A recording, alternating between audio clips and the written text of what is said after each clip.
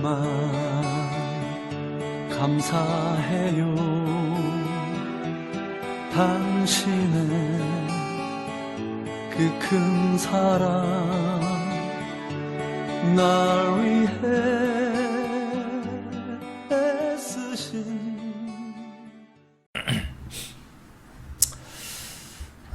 성탄의 계절이 가까웠습니다. 어떤 글을 보니까 성탄절 날에 마귀 사단이 가장 좋아한답니다. 아기 예수님 탄생하신 그날을 사단이 가장 좋아한다는 거예요. 왜 그러냐 보니까 성탄절 날에 사람들이 가장 많이 범죄하기 때문에 그렇습니다. 많은 사람들이 성탄절을 기다립니다. 왜 기다립니까? 술 먹고 노는 날이기 때문에. 술 먹고 놀고 흥청망청 자기 맘대로 놀다가 호텔 가고 남녀 부둥켜 안고 그리고 범죄하는 그런 날이기 때문에, 그래서 사단이가 좋아하고, 뿐만 아니라 우리 사람들도 그런 죄악에는 낙이 있기 때문에 낙을 즐기려고 하는 이런 사람들이 많이 있다는 말씀입니다. 성탄절은 우리 하나님께서 그 독생자 아기 예수로 이 땅에 보내신 날입니다. 왜 보내십니까? 십자가에 죽으셔서 우리들의 죄악을 대신하기 위해서, 죽으시기 위해서 이 땅에 오신 겁니다. 슬픈 날이에요.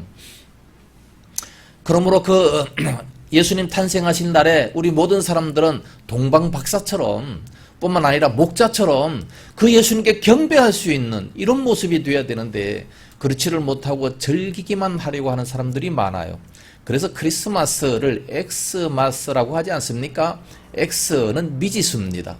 미지수, 뭔지 모르고 그냥 즐기려고 하는 세상 사람들이 너무나도 많아요.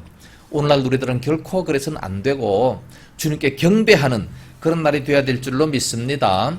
성탄절을 한마디로 말하면 오늘 23절에 되어 있는 말씀처럼 임마누엘 하시기 위하여 이 땅에 오셨습니다. 하나님이 우리와 함께 하시기 위해서 이 땅에 오셨다는 말씀입니다. 사도 요한은 이 요한복음을 기록하면서 이 성탄의 깊은 의미를 말씀해 주셨어요. 요한복음 1장 1절과 14절 말씀 보면 태초에 말씀이 계시니라, 이 말씀이 하나님과 함께 계셨으니 이 말씀은 곧 하나님이시라. 말씀이 하나님이시요. 그러다가 14절에 말씀이 육신이 되어 우리 가운데 거하심에 그 영광을 보니 은혜와 진리가 충만하더라 라고 말씀하고 있습니다. 이 말씀이 육신이 되었다. 하나님께서 육신이 되어서 완전히 인간이 되어서 이 땅에 오신 날, 그게 바로 성탄절이라는 말씀입니다. 그렇기 때문에 이 성탄절 하나님께서 사람이 되셔서 이 땅에 오실 때에는 어떻게 오시느냐, 헌신하는 사람들을 통해서 오셨습니다. 꼭 필요한 사람들이 있었다는 말씀입니다. 그래서 성탄절이 되면 반드시 짚고 넘어가야 할 사람들이 있는 겁니다. 목자들도 있고 뿐만 아니라 동방박사들도 있고 또 신실한 이런 사람들을 통해서 성탄을 잘 지킨 그런 사람들이 있습니다. 그런 사람들을 통해서 오신 것이죠. 특히 마리아와 요셉이 얼마나 중요한 그런 사역을 감당했습니까? 근데 잘 지키지 못한 사람들도 있어요. 헤롯 왕 같은 사람, 가야바 같은 제사장들, 그 많은 서기관들, 바리새인들, 아기 예수님께서 탄생하심을 너무나도 잘 알았어요. 성경 박사들이니까 미가서 5장 2절 말씀을 대면서 유다 베들레헴에서 태어나겠나이다, 너무 잘 알면서도 불구하고 가서 경배하지 못했던 그런 모습을 봅니다. 뿐만 아니라 헤롯 왕은 그 예수를 핍박하지 않습니까? 2살 이하 아기를 다 죽이려고 했던 그러한 모습도 보게 됩니다. 그러나 태초부터 말씀으로 하나님과 함께 계셨던 이 하나님의 아들 예수 그리스도께서 육신을 입고 이 땅에 오실 때에는 반드시 필요했던 사람이 있습니다. 헌신했던 사람들을 통해서 오셨다는 말씀입니다. 예수님의 그 귀한 사역에 악역을 감당하는 사람도 있지만, 그러나 이 선한 일을 감당하는 사람들이 대단히 많습니다. 악역을 감당했던 사람들은 누구였습니까? 특히 십자가를 질 때 보면 가룟 유다가 악역을 감당을 했죠. 뿐만 아니라 본디오 빌라도 또 그런 악역을 감당을 했습니다. 대제사장 안나스 역시 악역을 감당했습니다. 악한 일에 쓰임을 받았죠. 악한 일에 하나님의 사역에 쓰임 받았기 때문에 그러므로 그들에게 상급이 있느냐? 그럴 수는 없겠죠. 하나님의 일에 쓰임 받지만 악한 일에 쓰임 받았어요. 사단의 유혹에 넘어가서 악한 일에 자기 욕심 따라갔기 때문에 그러므로 그 사람들은 지옥의 맨 밑바닥에 있을 수밖에 없는 겁니다. 심판을 받게 되는 거죠. 그러나 이 구약을 자세하게 읽어보니까 이 선지자들이 장차 오실 메시아를 바라보면서 많은 예언을 하게 됐습니다. 그 예언을 할 때는 많은 어려움이 있었고 핍박을 많이 받았음에도 불구하고 그것을 다 감당하면서 예언을 하게 됐습니다. 구약을 연구하는 사람들의 말을 빌어보면 메시아가 오신다라는 예언이 456회가 있었다고 말씀하고 있습니다. 그 중에 특별히 이사야 같은 사람, 예레미야라든지 에스겔이라든지 다니엘이라든지 특히 또 미가 같은 선지자가 대표적인 사람들입니다. 그런데 예수님께서 태어나실 때에 가장 중요하게 쓰임받은 사람 마리아와 요셉입니다. 이 마리아와 요셉의 신앙을 오늘 한번 살펴보고자 원합니다. 첫째로 마리아를 한번 살펴보겠습니다. 성탄절이 되면 제일 먼저 생각할 것이 바로 마리아 아니겠습니까? 연극을 해도 마리아가 제일 먼저 이렇게 등장하는 그런 모습을 보게 됩니다. 이 마리아는 어떤 사람인가? 일본의 신학자 한 사람이 있습니다. 엔도 슈사쿠라라는 이런 사람이 있는데 이 사람이 성서 속의 여인들이라는 책을 지었습니다. 그 책에 보면 맨 앞장에 이렇게 기록되어 있습니다. 유럽인들의 마음속에 새겨져 있는 세 가지 여성상을 제시하고 있습니다. 세 가지 여성상, 그 중에 첫 번째 유형이 바로 마리아입니다. 이 마리아는 어떤 사람이냐? 청순함이나 순결함과 함께 모성애를 가진 그런 사람이 바로 마리아다. 두 번째 유형은 어두운 부분을 가진 악의 상징인 하와, 이브형을 말씀하고 세 번째 유형은 육체적인 미의 이상적인 비너스형이 있다 얘기합니다. 그러니까 가장 청순하고 좋고 이 모성애를 가진 마리아를 가장 좋게 말씀을 하고 있습니다. 그래서 이 마리아의 신앙을 볼 때 굉장히 이 마리아는 훌륭한 믿음을 가지고 있었어요. 그래서 이 마리아를 우리는 깊이 한번 생각해 볼 수 있어야 됩니다. 그런데 개신교에서 별로 이 마리아를 좋게 생각을 안 해요. 왜냐하면 가톨릭에서 너무 이 마리아를 숭배하고 우상화를 하기 때문에 그래서 그것을 반대하다가 보니까 이 마리아를 너무 그렇게 좋게 생각을 잘 안 합니다. 그러나 한번 생각해 보세요. 아브라함은 믿음의 조상이라 그러면서 아브라함을 본받자고 많이 얘기합니다. 위대한 성경의 인물이죠. 마찬가지로 마리아 역시 성경의 위대한 인물입니다. 그렇기 때문에 모범적인 인물로 우리는 바라봐야 돼요. 마리아에게서 좋은 면들이 얼마나 많은가. 그 좋은 면들을 우리는 본받을 수 있는 그런 모습이 되어야 되는 겁니다. 마리아는 어떤 사람이었는가? 18절 말씀 보니까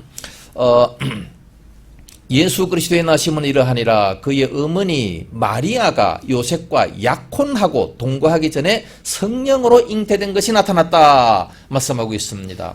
여기 보면 약혼했다, 요셉과 약혼하고 동거하기 전에 라고 말씀하고 있습니다.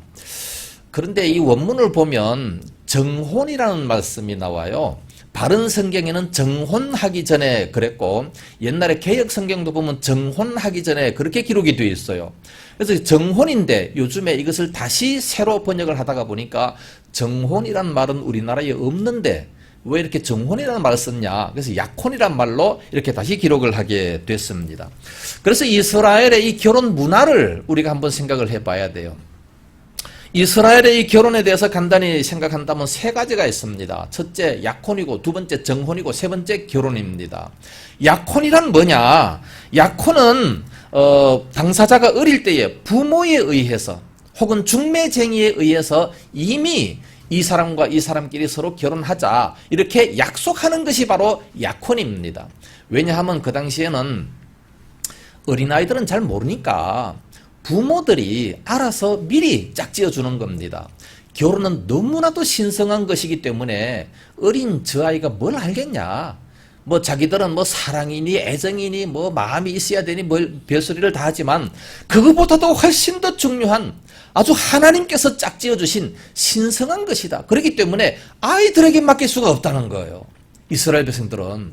그래서 그 부모가 미리 알고 좋은 사람들끼리 좋은 가문과 서로 만나서 이렇게 서로 약속하는 이것을 약혼이다. 그렇게 얘기를 합니다.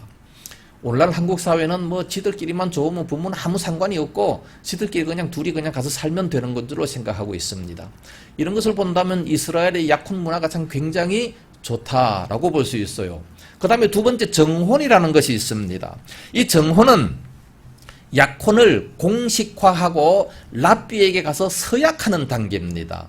랍비에게 가서 서약을 하면서 그러면서 이제 동네에 알리고 공포를 하는 그것이 바로 정혼입니다. 그러니까 이것은 정혼이 이루어지면 이제 법적인 그런 구속력을 가지게 되는 겁니다. 만약에 약혼한 사람이 싫다 그러면 그냥 파혼하고 없으면 돼요. 그러나 정혼을 했다라고 한다면 거기에서 싫어서 파혼을 하게 되면 이제는 법적인 절차를 밟아야 돼. 이혼 절차를 밟는 것처럼 그런 절차를 밟아서 랍비에게 가서 이렇게 해야 되기 때문에 굉장히 복잡합니다.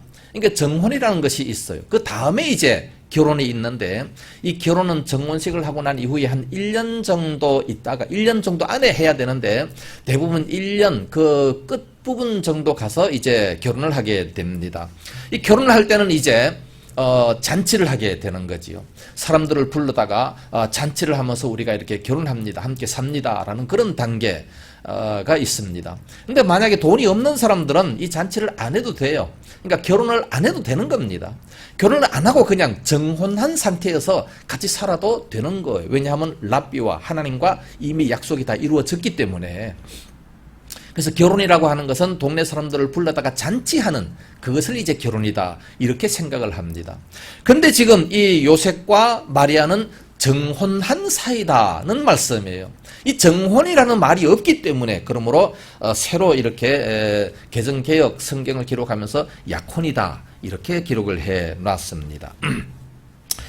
결혼하기 전에 이제 정혼을 하고 난 이후에 만약에 그 남편이 죽으면 어떻게 되느냐?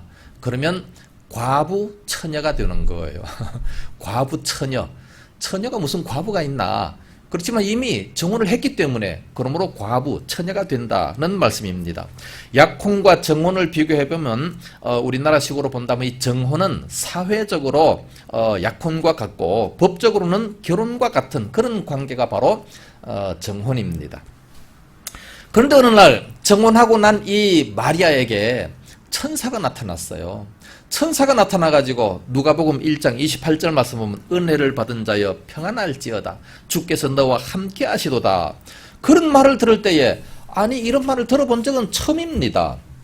누가복음 1장 31절 말씀은 보라 네가 잉태하여 아들을 낳으리니 그 이름을 예수라 하라. 그가 큰 자가 되고 지극히 높으신 이의 아들이라 일컬어질 것이요 주 하나님께서 그 조상 다윗의 왕위를 그에게 주시리니 영원히 야곱의 집을 왕으로 다스리실 것이며 그 나라가 무궁하리라 그랬습니다. 마리아라는 사람이 철저하게 신앙을 잘 지키며 있었는데 갑자기 이런 음성을 들어요. 네가 성령으로 말미암아 잉태가 될 것이다. 잉태가 된다. 그러면 아기를 낳아야 된다는 것인데 내가 어떻게 이렇게 아기를 낳을 수 있느냐. 그런데 그 아기는 지극히 높으신 자의 아들이다. 다윗의 왕위를 얻을 것이다. 그것이 바로 영원히 무궁할 것이다. 이런 소리를 들었을 때에 얼마나 놀랐겠습니까? 그래서 깜짝 놀라서 대답을 합니다. 나는 남자를 알지 못하는데 어떻게 아기가 생깁니까? 나는 남자를 알지 못하는 즉 남자와 관계를 가지지 않았던 그런 처녀라는 것을 말하고 있습니다.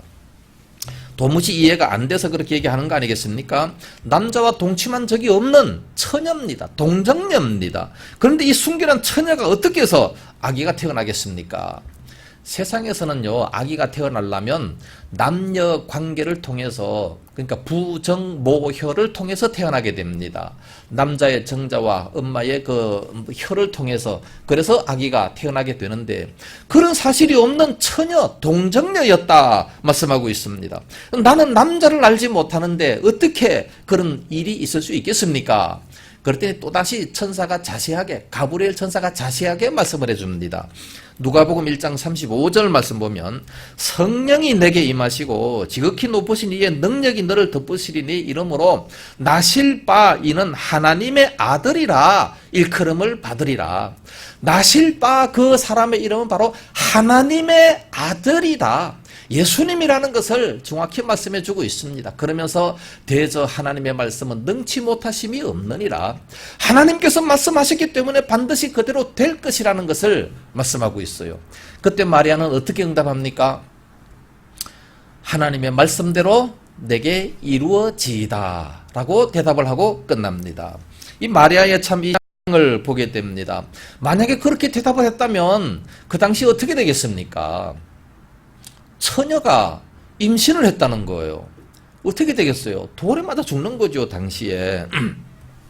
이건 참으로 있을 수 없는 거지만 그러나 주의 여종이오니 말씀대로 내게 이루어지이다. 모든 것을 다 하나님께 맡기는 그런 모습을 바라보게 됩니다. 지금으로부터 20년 전에 2000년도에 어느 대학에서 설문조사를 했습니다. 무슨 설문조사를 했느냐? 혼전 관계를 어떻게 생각하느냐, 결혼하기 전에 남녀가 관계를 맺는 이걸 어떻게 생각하느냐라는 그런 설문조사인데 46%가 괜찮습니다 라고 했고 나머지는 절대 안 됩니다 그렇게 얘기했어요. 20년 전에. 지금은 99%가 아마다 괜찮다라고 얘기할 겁니다. 요즘에 뭐 20세 정도 된 사람을 수천여를 찾아볼 수 있겠습니까? 없죠. 뭐 거의 다 뭐 그렇지 않겠습니까? 그러나 예수님 당시를 바라본다면, 마리아 당시에 바라본다면 그 당시 법이 어땠습니까? 구약의 법을 그대로 가지고 있는 겁니다. 결혼하기 전에 간음을 한다든지 하면 그 사람은 돌에 맞아 죽어야 될 사람이에요. 그래서 요한복음 8장 예수님 당시에도 보니까 간음한 처녀가 있어요. 간음한 처녀가 있을 때에 그 당시 사람들은 다 돌을 들고 가지고 막 히식거리면서 예수님께 오지 않았습니까? 예수님을 올무에 걸리게 하기 위해서 사랑 그 사랑을 많이 외치는 예수님, 간음한 이 여인을 살려야 됩니까? 죽여야 됩니까? 막 돌멩이를 들고 이제 막 말만 떨어지면 바로 이렇게 때리려고 합니다. 예수님은 뭐라고 말씀하셨습니까? 죄 없는 자가 돌로 치라 말씀하셨어요. 그 돌에 맞아 죽어야 마땅한 하나님의 법이었어요. 그러니까 죄 없는 자가 돌로 치라 하니까 다 그냥 생각해 보니 다 죄가 있잖아요. 다 이렇게 가버리고 말았다는 말씀입니다. 이와 같이 참으로 이 모든 법이 결혼하기 전에 아기를 임신한다라고 하는 것은 돌에 맞아 죽는 그런 사형의 법이었음에도 불구하고 말씀대로 내게 이루어지이다. 하나님께서 그렇게 원하신다면 나는 하나님께서 원하시는 대로 내 몸을 바치겠습니다. 죽어도 좋습니다. 이런 믿음을 가지고 있었다는 거죠. 그러니 얼마나 대단한 믿음입니까? 이런 믿음이 오늘날 우리들에게도 요구되는 거예요. 생명까지 내놓고 예수를 믿겠다고 하는 이런 믿음이 얼마나 소중한 믿음입니까? 오늘날 대부분 사람들은 조금만 어려움이 닥쳐오면 바로 그냥 팽 하고 돌아서는 그런 사람들이 상당히 많은데 조금도 희생하지 못해요. 오늘날 누구든지 보면 태어날 때 네가 최고다 네가 최고다 그럼 키워놨기 때문에 진짜 최고인 줄 알고 조금도 희생을 안 하려고 그래요. 조금만 이렇게 누가 뭘 시킨다든지 이렇게 힘들게 하면 바로 그냥 돌아서 버리는 이런 시대입니다. 이런 시대에 우리는 이 마리아의 믿음을, 마리아의 신앙을 우리가 본받아야 돼요. 이때 만약에 돌에 맞아 죽을 정도로 이제 그런 죄를 지었지 않습니까? 임신을 했는데 사람들이 물어봅니다. 누구 아이냐? 어떤 신이 나타나가지고 성령으로 잉태됐다. 누가 믿겠습니까? 아무도 못 믿죠. 믿을 수가 없는 겁니다. 알 수 없는 일이에요. 그럼에도 불구하고 하나님께서 그렇게 하시겠다 하니까 목숨 내놓고 그렇게 하는 모습을 바라보게 됩니다. 바로 하나님의 세계는 이와 같이 자원하는 헌신으로 하나님의 섭리가 이루어지고 있습니다. 마리아에게는 주의 모친이라고 하는 아주 놀라운 이름을 가지지 않습니까? 주의 모친 예수님을 탄생시킨 어머니다. 그래서 천주교에서는 상당히 마리아를 높이는 모습을 보게 됩니다. 얼마나 많이 높이는지 그를 숭배까지 하게 되고 마리아에게 기도까지 하는 그런 모습을 보게 됩니다. 그래서 천주교 문 앞에 제일 먼저 들어가면 제일 먼저 뭐가 있어요? 마리아의 신상이, 마리아의 그 우상이 다 있지 않습니까? 어디에든지 천주교에 들어가면 제일 먼저 마리아의 이 모형을 딱 만들어 놓고 있습니다. 거기 들어가는 사람들마다 거기에 제일 먼저 절을 하고 그리고 들어가요. 또 어떤 사람들은 나오면서도 그 앞에 가서 기도하고 그러고 옵니다. 누구 이름으로 기도합니까? 성부, 성자, 성령의 이름으로 기도해요. 예수님의 이름으로 마리아에게 기도하는 겁니다. 그러면 하나님보다 마리아가 더 위에 있지 않습니까? 그 사람들은 얘기합니다. 예수님은 예수님께 기도하면 잘 안 들어준대요. 그러나 마리아에게 기도하면 잘 들어준답니다. 왜 잘 들어주냐? 예수님께 기도하면 예수님은 마음이 좀 이렇게 빡세가지고 잘 안 들어준답니다. 그래서 마리아에게 기도하면 마리아가 예수야 들어줘라. 그러면은 예수님께서 안 됩니다. 그러면 마리아가 너 이거 먹고 컸다. 그러면서 젖을 딱 내민다는 거예요. 그럼 어쩔 수 없이 들어준다는 거죠. 그렇기 때문에 마리아에게 기도하면 훨씬 더 빨리 들어준다. 그런 마음을 가지고 마리아에게 기도를 하는 거예요. 있을 수 없는 이런 내용을 천주교에서 가지고 있습니다. 물론 마리아가 참 좋은 믿음은 가지고 있었어요. 예수님을 탄생시킨, 정말 하나님을 탄생시킨, 그는 놀라운 사람 아니겠습니까? 그렇다고 해서 그를 숭상을 하면 안 돼요. 숭배를 하면 안 됩니다. 그를 찬미하면 안 되는 겁니다. 똑같은 사람이고 똑같은 죄인이에요. 똑같은 인간입니다. 마리아도 부정 모혈을 통해서 태어났어요. 그러니까 죄인인 거죠. 그러나 마리아와 같은 그런 훌륭한 신앙을 가진 그런 사람을 통해서 순결한 동정녀, 처녀를 통해서 하나님이 태어나셨다는 그런 말씀이죠. 그러니까 우리는 그를 이렇게 믿음이 좋은 사람으로, 그렇게 아브라함처럼 훌륭한 사람으로 그렇게 바라보는 거죠. 세례 요한의 어머니 엘리사벳도 마리아를 바라보면서 아주 큰 자라고 얘기했습니다. 여자 중 가장 복을 받은 여자, 그렇게 얘기했습니다. 그래서 이 마리아는 원죄가 없는 것이 아니에요. 천주교가 주장하는 그런 원죄가 없는 아주 그런 사람이 아니라는 말씀입니다. 그러나 그의 믿음까지 우리가 부정해서는 안 된다는 말씀입니다. 하나님께서는 한 여인을 선택하실 때에 이와 같이 믿음 좋은 사람을 선택해서 이제 하나님의 아들을 태어나게 하셨다는 말씀입니다. 여기서 볼 때 우리는 동정녀 탄생을 한번 가만히 생각해 봐야 됩니다. 동정녀 탄생 과연 있을 수가 있느냐? 믿어야 됩니다. 동정녀, 남자를 알지 못함에도 불구하고 성령님을 통해서 태어나셨다라는 것을 우리는 믿어야 돼요. 그걸 못 믿는다면 예수님의 부활은 어떻게 믿습니까? 죽었다가 다시 살아나는 부활은 어떻게 믿습니까? 예수의 부활도 믿고 동정녀 탄생도 우리는 믿을 수 있어야 된다는 말씀이에요. 정결한 처녀의 몸으로 오신 그 예수님을 우리는 믿을 수 있어야 됩니다. 그 마리아는 참으로 정결한 처녀의 몸으로 예수님을 탄생시켰다는 말씀입니다. 그 다음에 두 번째로 요셉에 대해서 한번 살펴보겠습니다. 요셉은 다윗의 가문이었고 나사렛에 살았지만 그러나 목수의 직업을 가지고 있었습니다. 아주 성실하게 믿음 좋은 사람으로 말씀하고 있습니다. 그는 평상시에도 하나님의 뜻에 잘 순종하면서 의로운 사람이었습니다.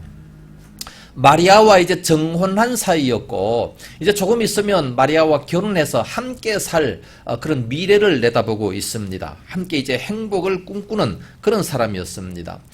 그런데 어느 날 보니까 마리아의 배가 점점 불러오는 거예요. 마리아의 배가 이렇게 점점 불러오는데 아마 살이 쪄서 저러나? 그렇게 생각할 수 있었는지도 모르는 겁니다. 그런데 너무 배만 이렇게 불러오는 것을 보니까 임신한 것이 틀림없다. 그렇게 생각이 되어지는 거죠. 그런 것을 볼 때에 자기와 결혼식을 올린 것도 아니고 자기와 함께 잠을 잔 것도 아니고 그러면 누구와 함께 잠을 잤기에 저렇게 배가 불러오는가? 곡할 노릇이죠. 통곡할 일입니다. 배신감이 느끼지 않겠습니까? 나와 정혼을 한 사이인데 이제 곧 몇 달 있다가 결혼해야 되는데 도대체 누구와 함께 잠을 잤기에 저렇게 배가 불러오느냐, 임신을 했느냐, 자기와 동침한 사실이 없다는 겁니다. 얼마나 배신감을 느끼겠어요. 유대나라 법대로 한다면은 그 임신을 시킨 그 남자의 이름을 대야 됩니다. 남자의 이름을 대면 함께 돌에 맞아 죽는 그런 풍습이 있어요. 만약에 강간을 당했다면, 간통을 당했다면, 그러니까 다른 사람에 의해서 강제로 이렇게 그런 일을 당했다고 한다면, 그래서 이 여인이 막 소리를 칩니다. 나를 구원해 주세요, 살려주세요. 막 큰 소리를 쳤음에도 불구하고 주위에 도와줄 사람이 아무도 없어요. 그렇다면 그 여자는 살 수가 있습니다. 남자만 죽이는 겁니다. 그런데 어떤 유부남과 이렇게 서로 좋아해가지고 간통했다. 그렇다 할지라도 둘 다 돌에 맞아 죽어야 되는 거예요. 만약에 그렇지 않다면 그 남자의 이름을 대지 못한다면 아마 그는 창녀다라고 해서 또 돌에 맞아 죽어야 되는 겁니다. 그러니까 이래도 죽고 저래도 죽고 하는, 어차피 죽어야 될 그런 생각입니다. 근데 요셉은 의로운 사람이다라고 얘기했어요. 19절 말씀은 그의 남편 요셉은 의로운 사람이며 그를 드러내지 아니하고 가만히 끊고자 하여 그랬습니다. 가만히 끊고자 하면 자기는 살아날지 몰라요. 그러나 마리아는 어떻게 되겠습니까? 임신했다. 그렇기 때문에 누구를 통해 임신된지도 모르고 이런 사람은 돌에 맞아 죽어야 되는 거예요. 어쩔 수 없는 겁니다. 그래서 이런 상황에서 이제 예수님의 그 성육신 사건, 예수님의 탄생에는 반드시 보호를 해줘야 할 남편이 있어야 되는 겁니다. 그 남편이 있어야지 되는데 그 남편이 지금 이해를 못하고 있어요. 성령으로 잉태됐다. 못 믿는 겁니다. 믿을 수가 없는 겁니다. 우리들 같으면 믿겠습니까?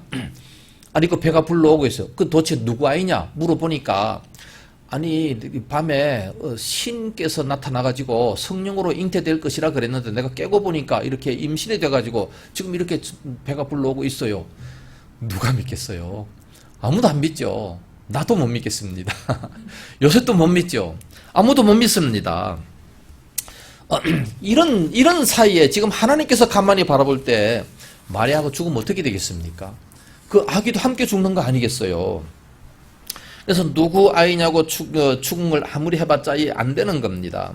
그래서 하나님께서는 요셉에게 나타나서 말씀을 안 할 수가 없는 거지요. 그래서 요셉에게 현몽에서 꿈에 나타납니다. 20절 말씀은 이 일을 생각할 때에 주의 사자가 현몽하여 이르되 다윗의 자손 요셉아 내 아내 마리아 데려오기를 무서워하지 말라.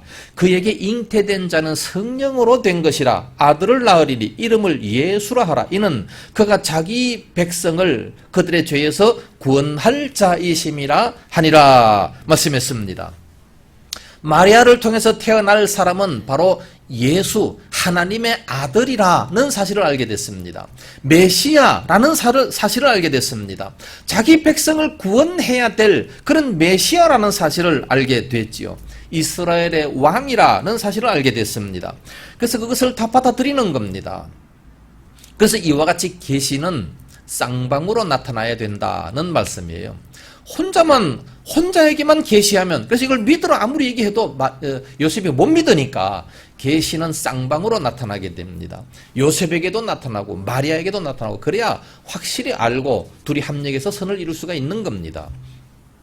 요즘에도 보면 뭐 예언하는 사람들 아니면 기도하는 사람들 치면서 혼자 응답받았다는 겁니다. 혼자서 응답을 받았기 때문에 이렇게 해야 돼 지시를 하고 있어요. 그런 사람들 많습니다. 저한테도 찾아와가지고 내가 기도해보니까 주의 교회 김동희 목사한테 찾아가면 나한테 여비를 줄 것이다. 10만 원 줄 것이니까 찾아가라고 했습니다. 자, 내놓으세요. 내가 주겠습니까? 아니 그럼 나한테도 그럼 하나님께서 응답을 하셔야죠. 나도 기도해보니까 나한테는 응답이 없어요. 그럼 안 줘야 되는 것이죠. 베드로도 그랬습니다. 사도행전 10장에 보면 고넬료가 나옵니다. 이 고넬료가 하나님 앞에 열심히 기도하다 보니까 천사가 나타나서 베드로를 초청해라 라는 음성을 듣습니다. 그래서 베드로를 초청하기 위해서 이제 하인들을 보내요. 보낼 그때에 하나님께서 베드로에게도 현몽에서 가르쳐 줍니다. 지붕에 올라가서 간절히 기도하고 있는데 하늘에서 보자기가 내려와요. 보자기 안에 막 각종 더러운 새와 짐승들이 가득 있습니다. 음성이 들립니다. 그 잡아먹어라. 나는 이 더러운 거 잡아먹을 수 없습니다. 그랬더니 내가 깨끗하게 한 걸 네가 더럽다고 하지 말라. 잡아먹어라. 3번씩이나 그런 음성이 들리는 겁니다. 당시 유대인들은 이방인들은 더럽다라고 생각했어요.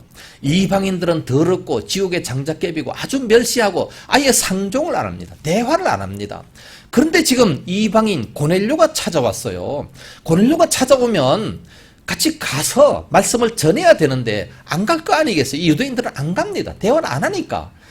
하나님께서 깨끗하다 하신 것을 네가 더럽다고 하지 말라 그러면서 3번씩이나 그 환상을 보여주시는 거예요.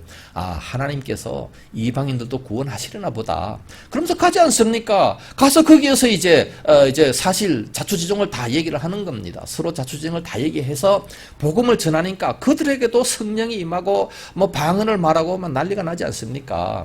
그때 베드로가 깨닫습니다. 하나님께서 이방인들도 이렇게 부르시는구나. 라는 것을 깨달아 알았습니다. 그래서 이방 전도가 이제 시작이 되지 않습니까?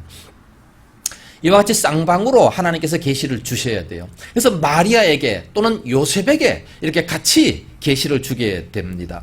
그래서 요셉에게 나타나셔서 마리아 데려오기를 무서워하지 말라 말씀했습니다. 그에게 태어날 아기는 바로 메시아다. 구약에 인용했던 그런 메시아다라는 것을 말씀하고 있습니다. 22절에 이 모든 일이 된 것은 주께서 선지자로 하신 말씀을 이루려 하심이니 이르시되 보라 처녀가 잉태하여 아들을 낳을 것이요 그의 이름은 임마누엘이라 하리라. 이를 번역한 적 하나님이 우리와 함께 계시다 함이라 말씀했습니다. 임마누엘이라 하리라. 이게 어디에 있습니까? 이사야서 7장 14절 말씀 보면 처녀가 잉태하여 아들을 낳을 것이라는 그 말씀이 있어요. 아, 구약의 선지자로 이렇게 말씀하셨구나. 이것이 바로 이 마리아를 통해서 이루어지는 것이구나 라는 사실을 요셉이 확실히 알게 됐습니다. 이 음성을 들으니까, 계시를 받으니까 이제 확실히 알게 된 거죠. 그래서 이제 그가 이제 벌떡 일어나게 됩니다. 일어나서 바로 마리아를 데려오지 않습니까? 바로 이 말씀이 육신이 되어서 우리 가운데 거하심에 그의 영광을 보니 아버지의 독생자의 영광이라는 사실을 알게 됩니다. 아, 이 아기가 바로 마리아를 통해서 태어난다라는 사실을 알게 되었습니다. 그래서 바로 이제 꿈에서 깨어납니다. 24절에 요셉이 잠에서 깨어 일어나 주의 사자의 분부대로 행하여 그 아내를 데려왔으나 아들을 낳기까지 동침하지 아니하더니 나음의 이름을 예수라 하니라 말씀했습니다. 그 말씀을 듣고 아, 마리아를 보호해야 되겠구나. 그냥 내버려 두면 죽기 때문에 보호를 하기 위해서는 바로 이제 결혼식을 올리는 겁니다. 결혼식을 올리고 이제 데려와서 결혼식을 올렸어요. 올리고 이제 같이 사는 거지요. 그 아이가 누구냐? 요셉의 아이가 되는 겁니다. 더 이상 이제 마리아는 죽지 않을 수가 있다는 말씀이에요. 얼마나 대단한 믿음입니까? 그러면서 이제 아이가 태어났는데 이름을 예수라고 짓게 됐습니다. 원래 예수라고 하는 이 이름은요, 구약에 보면 여호수아 또 호세아라는 뜻과 동일합니다. 똑같은 내용이에요. 구원할 자라는 뜻이죠. 이런 이름을 쓰는 것은 에브라임 지파에서 많이 쓰게 돼요. 에브라임 지파에서 뭐 여호수아, 뭐 예수스라고 하는 이런 이름을 쓰게 되는데 지금 요셉은 어디 지파입니까? 유다 지파예요. 유다 지파. 유다 지파를 통해서 메시아가 탄생하지 않았습니까? 그러니까 유다 지파는 이런 이름을 쓴 적이 없는데 예수라고 이름을 지어라. 그런데 태어나자마자 바로 이름을 예수라고 하니라. 하나님의 뜻에 그대로 순종하는 그런 모습을 보게 됩니다. 참으로 하나님의 아들 예수님께서는 낮고 천한 마구간에서 태어나실 것이며 참 그렇게 태어나시는 것을 본다면 얼마나 우리가 송구하고 참 민망한 그런 마음이 들겠습니까? 그러나 이 땅에 태어나시는 것은 대단한 하나님의 은혜입니다. 참으로 죄인 한 사람을 구원하기 위해서 이렇게 낮고 천한 곳으로 오셨어요. 이렇게 오신 것은 이 하나님의 아픔을 또한 생각할 수 있어야 됩니다. 보통 결혼식을 할 때에 딸을 시집 보내는 그 아버지의 마음, 이제 이렇게 다 키워놓고 남의 집에 이렇게 다 시집을 보내는 그 마음, 굉장히 좀 마음이 아픈 섭섭함, 그런 것이 있지 않겠습니까? 하나님께서 지금 독생자 하나밖에 없는 그 아들을 이 땅에 보내셔서 십자가에 죽이셔야 하는, 죽이시기 위해서 이 땅에 보내시는 하나님의 아픔을 우리는 한번 생각해 봐야 됩니다. 우리는 정말 얼마나 고맙고 감사한 일입니까? 그렇게 했기 때문에 우리는 구원함을 받을 수가 있다는 말씀입니다. 그런데 그렇게 되기 위해서는 참으로 이 마리아와 같은 헌신적인 사람, 요셉과 같은 이런 순종적인 그런 사람이 있어야 된다는 말씀입니다. 이러한 놀라운 역사가 있기까지 말없이 헌신했던 마리아와 요셉이 있었다는 사실을 우리는 알 수가 있습니다. 성탄절을 이제 맞이하면서 마리아와 같은 또 요셉과 같은 이러한 믿음을 우리가 본받을 수 있어야 됩니다.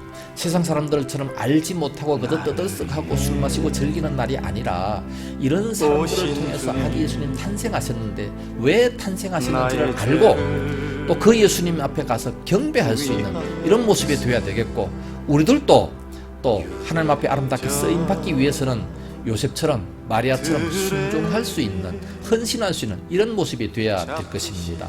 우리 모두가 다 이와 같이 마리아의 믿음을 본받고 요셉의 믿음을 본받을 수 있기를 예수님의 이름으로 축복합니다.